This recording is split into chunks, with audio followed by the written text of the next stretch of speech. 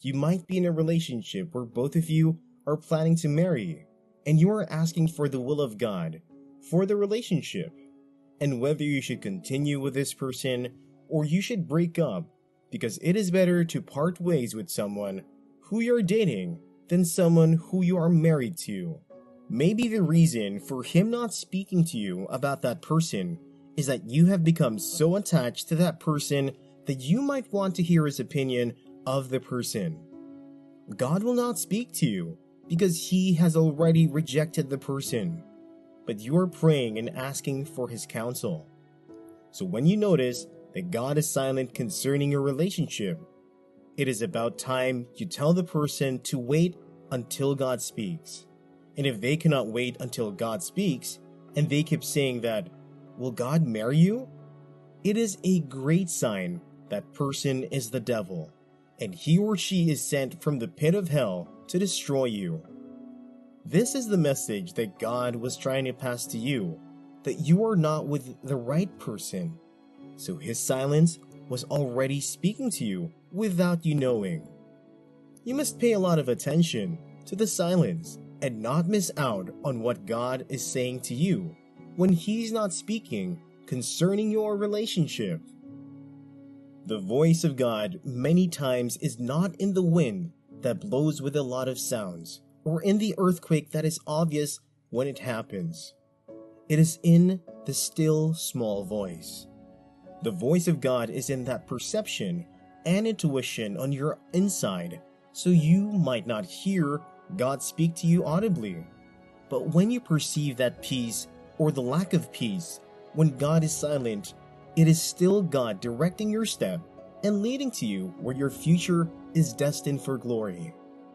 God leads us through the lack of peace or not, because it is the surest way to communicate to our hearts without missing anything, if we are seeking God in our hearts. You must always be ready to receive God's voice concerning any matter in your life, especially your relationship. I once heard of a story where a lady was always dragged by her parent to marry because, to them, you had passed the age limit to get married. So they kept bringing different sets of men for her to marry, but she rejected them because she was a Christian, and she was seeking the voice of God on the matter, and God did not speak to her concerning any one of them. And it seems to her that he kept telling her through her perception to wait, that the right one, that the right person he is bringing to her is still in the process of realizing his destiny. She paid attention to the time when God was not speaking concerning relationships, and she got the right person to wait on the Lord. This can be your testimony. Listen carefully when God is not speaking concerning your relationship. The relationship still gives you a choice, but marriage does not give any. When you marry a person, it is something that is sealed and stamped. So you might have been asking and struggling to get the will of God concerning the person, if he or she is the appointed one for you. That someone is right for someone else does not mean that the person is right for you. It is so true that there is nothing like a perfect person. No one can perfect you in terms of the person who meets all your requirements, but there is an appointed person for you. There is a person that God has sent to you, or given to be your helpmate throughout your stay in this world. Finding the right one is where the struggle is in many times. This is where we begin to seek the voice of God, to know what he is saying as regards our relationship. Not only the voice of God has a message to us, but also when God is silent about an issue in our life, it is a message to us. You are to listen carefully when you ask God for direction and counsel, and he does not speak, because in the silence is a powerful message to you.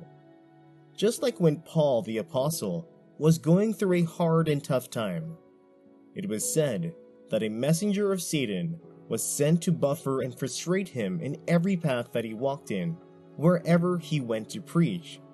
there was just a certain atmosphere that seems too abnormal that will seek to stone him always. He prayed to God thrice, and he did not speak. This might be where you are now. You might have been praying and praying to God to speak concerning your relationship.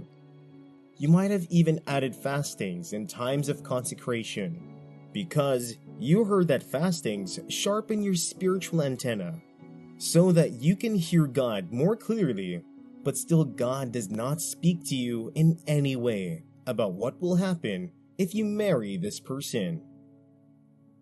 Just like the Apostle Paul, it might just be that God is speaking to you by you speaking to.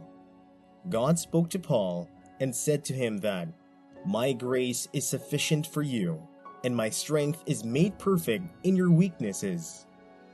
Paul thought that he needed for that God should stop the affliction and the torment that was coming his way, but he never realized that more than the afflictions and torment was God trying to teach him a lesson in the troubles and pain, that he faced God more closest to him when he is weak.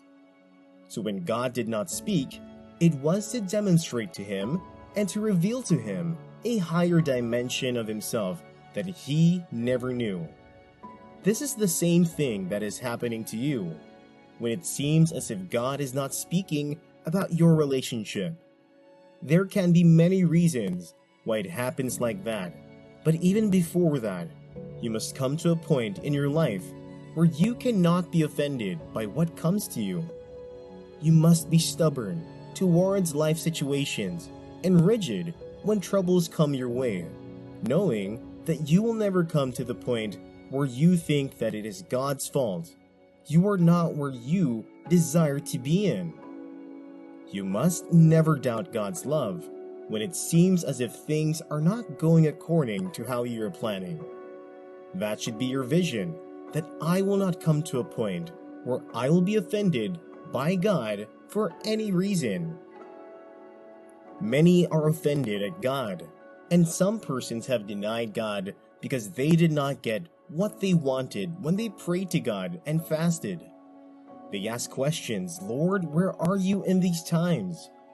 I know how difficult it can be when you come to that stage of your life where you are hungry for the counsel and direction of God in your life, because you have made mistakes previously in your life and you do not want them to repeat.